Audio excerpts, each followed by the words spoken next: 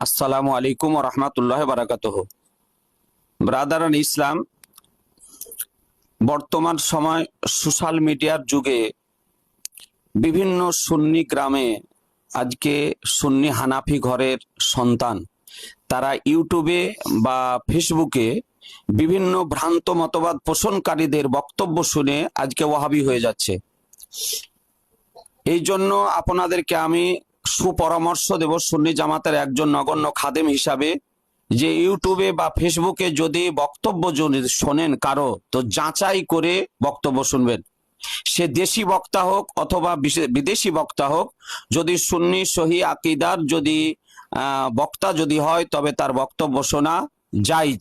নিজে যদি চিনতে না পারেন, পরিচয় যদি তার না পান, অত্র এলাকার আপনার এলাকার যারা সুন্নি নির্ভরযোগ্য আলেম তাদের নিকট থেকে আপনি